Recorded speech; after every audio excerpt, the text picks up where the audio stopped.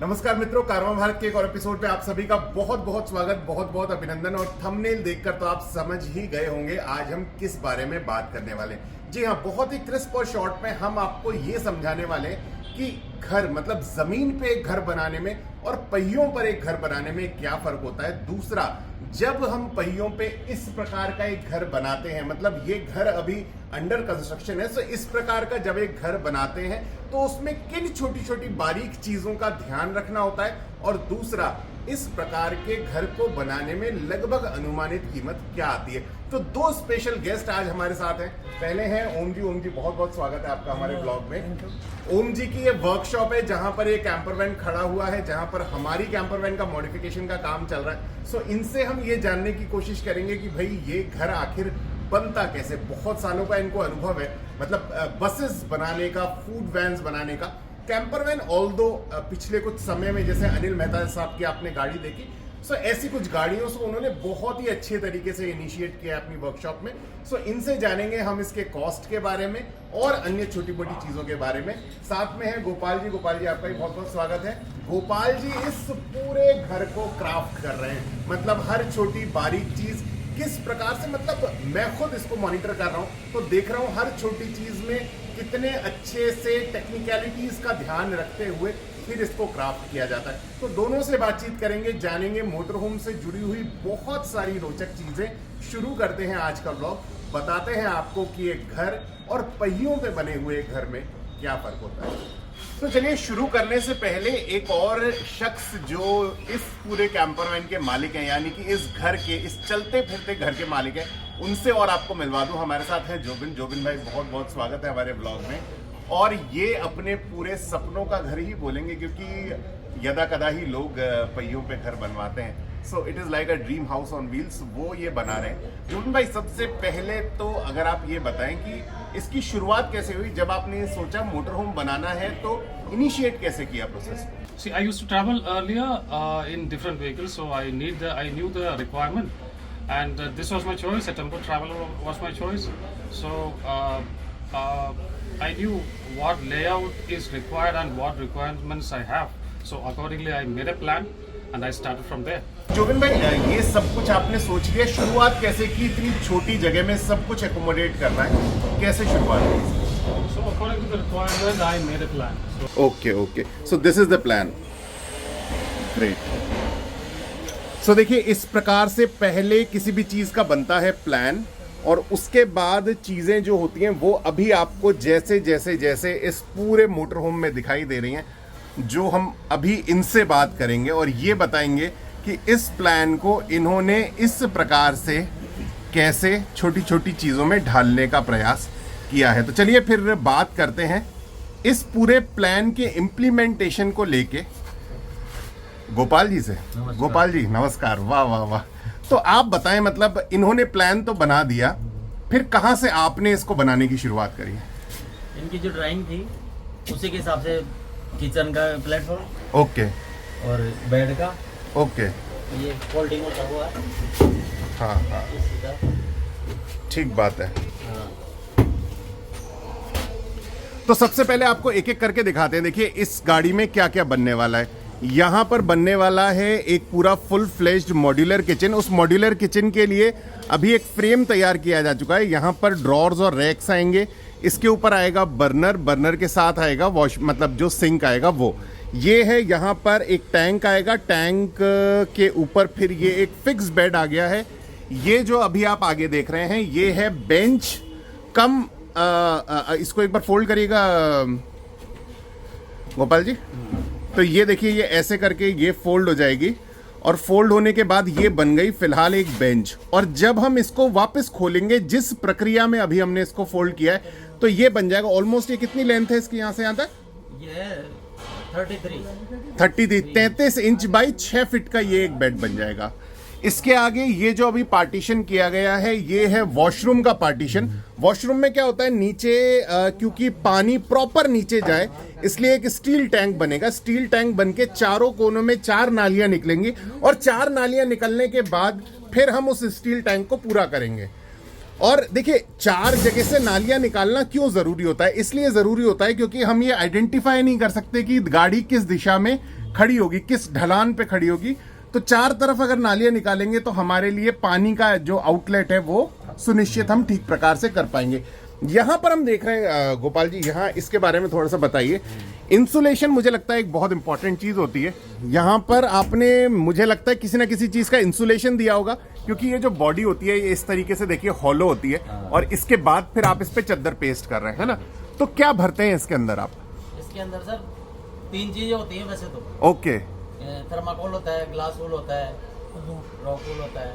Okay, thermocol, glass wool और rock wool, जहाँ ठीक है। जहाँ जरूरत होती है वैसी वहां पर भरी जाती है। तो देखिए इस प्रकार से ये जो पूरी गाड़ी आपको दिख रही है, यहां पर थर्माकोल, ग्लास वूल या रॉक वूल, जहां पर जो चीज उपयोग में आएगी वो चीजें लगकर फिर इसमें होगा इंसुलेशन होके ये पूरी इसको मतलब इसको पूरा ढक दिया जाएगा, है ना। यहां पर तो आप तो इसमें क्या पूरी चद्दर इस्तेमाल होने वाली है? अच्छा, मतलब यहाँ नीचे नीचे जहां पर थोड़ी सी मजबूती की जरूरत है वहां पर आपने चद्दर इस्तेमाल किए। ऊपर ये फाइबर कैसा होता है, मतलब ये मोल्ड से बनता है, कैसे बनता है? मोल्ड से डाई होती है इसकी, फिर डाई से तैयार होता है। ओके, इसकी एक डाई होती है, डाई से तैयार होके फिर इसके शेप का फाइबर बनके इस पे लगाया जाता है। लाइट्स वगैरह सब उसी फाइबर पे लग जाती है। Okay okay okay. और ये देखिए यहाँ पर ये जो है ये ऊपर शेल्व्स हैं जिसमें आप अपना सामान रख सकते हैं, मतलब जोबिन भाई अपना सामान रख पाएंगे। और इसमें आगे प्लान में क्या है, यहाँ पर शायद एक टेबल भी ली है।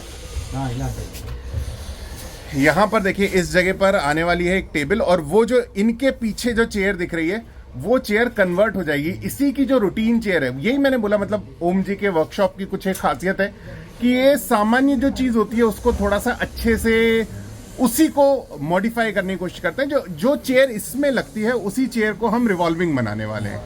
That is something very good. यहाँ पर ऊपर जो ये आपको कट दिखाई दे रहा है, यहाँ पर लगने वाला है एक एग्जॉस्ट, और यहाँ पर भी इसके इधर भी फाइबर का पूरा पीस लगेगा, ये हट के पूरा फाइबर आ जाएगा। यहाँ पर ये जो आपको स्थान दिख रहा है यहाँ भी एक एग्जॉस्ट लगेगा, और अभी ये जो गत्ता लगा हुआ है इसकी जगह भी यहाँ पर एग्जॉस्ट आ जाएगा। और फ्लोरिंग पे फिर क्या करेंगे, ये ऐसे ही रहेगा या नहीं पीवीसी लगेगी सर इस पे? अच्छा, फ्लोरिंग पे जो भी डिजाइन्स आती हैं बहुत सारी पीवीसी में, उसमें से एक डिजाइन इस फ्लोरिंग पे आने वाली है। इस प्रकार से ये अंदर की पूरी गाड़ी तैयार होगी। अब आ जाते हैं अपन ओम जी के पास और उनसे जानते हैं कि बाहर से इस गाड़ी में हम क्या क्या करने वाले हैं और इसकी अनुमानित कीमत क्या आएगी। सो हमारे साथ अब हैं इस पूरे ब्लॉग के तीसरे चरण में ओम जी, जिनकी ये वर्कशॉप है। और अच्छी बात ये है कि आज के इस ब्लॉग में मैं ओम जी का नंबर भी आप सभी के साथ शेयर करने वाला हूँ। सो अगर आप चाहते हैं कि अपनी गाड़ी में कुछ मॉडिफिकेशन कराना है या इस प्रकार की कोई कैंपर वैन बनवानी है और आपको लगता है, जो मैंने अपने पिछले लाइव में बताया था कि अपनी जियोग्राफिकल लोकेशन के आसपास आप कोई फैब्रिकेटर ढूंढिए। तो अगर आप राजस्थान से हैं, आप दिल्ली एनसीआर से हैं और अपनी कैंपर वैन बनवाना चाहते हैं तो मोस्ट वेलकम यहाँ पर आ सकते हैं। मतलब मैंने करवाया, मतलब मैं एक सेटिस्फाइड कस्टमर हूँ। अनिल जी ने करवाया यहाँ पर काम, उनको बहुत, मतलब उन्हीं के रिकमेंडेशन पे मैं यहाँ आया। सो आप भी आ सकते हैं। ओम जी, पहले तो ये बताइए इस पूरी दुल्हन को कैसे सजाएंगे, बाहर से क्या करेंगे, अंदर से और क्या क्या करेंगे? सर देखिए, हम इसको बाहर से बहुत बढ़िया पेंट करने वाले हैं, वो आपको अगले एपिसोड में दिखेगा। बिल्कुल बिल्कुल, बहुत ही बढ़िया इसके लिए कलर हमने चूज किया है, और अंदर से हम इसको पूरा फाइबर में लुक दे रहे हैं। करेक्ट। और इसका कुछ फर्नीचर का भी मॉडिफिकेशन इसमें करने वाले हैं। फर्नीचर इसमें किसका लगेगा, अंदर क्या करेंगे? जैसे काउंटर अपना हो गया, साइड पे हो गए, और कई जगह ऐसा हमको काम में लेना पड़ेगा। मैं चाह रहा हूँ कि एक बढ़िया से बढ़िया कैंपर वैन बहुत रीजनेबल पैसों में आपको। नहीं, पर फर्नीचर आप इसका लकड़ी का बनाएंगे या फाइबर का बनाएंगे? लकड़ी का। अच्छा, फर्नीचर इसका जो है वो पूरा लकड़ी का बनेगा, और शेष जो इंटीरियर है वॉल्स पे जितना है वो सब कुछ फाइबर पे होगा, उस पे लाइटिंग होने वाली है जी। ऐसा ही हम समझें। मुझे लगता है लकड़ी थोड़ी सी एक बार वजन को शायद देखना होगा कि कितनी भारी है। वो उतना भारी नहीं लगेगी, उतनी भारी लकड़ी का इस्तेमाल नहीं करेंगे। सो इंटीरियर में furniture will be of would and interior will be of fibre. ये जो इस दरवाजे पे हम देखते हैं ये पैनल वगैरह, तो ये भी सब कुछ गाड़ी में चेंज होते हैं या ऐसे ही रहते हैं? नहीं, इसकी जगह हम फाइबर का एक नया पीस बना के लगा। अच्छा, ये भी, ये मतलब जब गाड़ी का इंटीरियर का काम होता है तो सारा काम होता है। जैसे कि ये है तो ये अभी रूटीन टेम्पो ट्रैवलर के इसमें लगे हुए, ये सब भी चेंज होके कैंपर वैन मोड पे आ जाएंगे। मतलब कैंपर वैन में जिस प्रकार की लग्जरी, जिस प्रकार का सोफिस्टिकेशन हमें चाहिए होता है, उस प्रकार की सब चीजें ओम जी इस गाड़ी में इंस्टॉल करने वाले हैं। अंतिम अब तो ये क्या है, ओम जी की भी ऑनलाइन परीक्षा आ चुकी है, क्योंकि अब जब अगली बार इस गाड़ी का जब भी हम एक फुल कंप्लीट ब्लॉग बनाएंगे, ये तो हम तब का बना रहे हैं जब ये गाड़ी बन रही है, जब एक कंप्लीट ब्लॉग बनाएंगे तो आप भी देख पाएंगे कि जो बजट अभी ओम जी आप सबको बताने वाले हैं, उस बजट में ये गाड़ी किस तरीके से तैयार होने वाली है। तो ओम जी आपने बोला बहुत रीजनेबल, क्या रीजनेबल होगा ये भी बता दें लोगों को। सर मैं कोशिश कर रहा हूँ कि 3,25,000 तक ये तैयार हो। 3,25,000 ऐसा ओम जी ने बताया है, तो 3,25,000 रुपीज में ये गाड़ी तैयार हो पाएगी। ये ओम जी ने हमें बजट बताया था, हमने बोला था ओम जी देखिए 3 लाख रुपए में इस गाड़ी को तैयार करने का प्रयास। तो अभी भी हमारे बीच ना यही वो चल रहा है, हम बोल रहे हैं ओम जी हम आपको 3 लाख रुपए देंगे, बोले सर 3,25,000 रुपए। खैर एनीवेज अराउंड 3 लाख रुपीज आपकी इस प्रकार की गाड़ी तैयार हो जाएगी।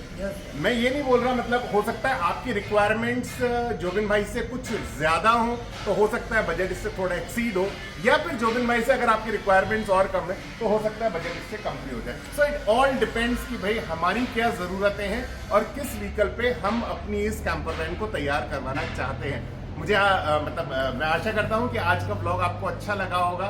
इस बनती हुई वैन की कुछ छोटी छोटी जानकारियां हमने आपसे साझा करने का प्रयास किया, और इसी प्रकार कैंपर वैन मतलब हम बहुत प्रिसाइजली ये आपको बताने की कोशिश करते हैं। चाहे हम ट्रैवल करें तो आपको ये बताते हैं कि ट्रैवल में किस प्रकार की संभावनाएं होती हैं। अभी हम वर्कशॉप पे हैं तो ये बताने की कोशिश कर रहे हैं कि एक अच्छी कैंपर वैन किस प्रकार से बन सकती है।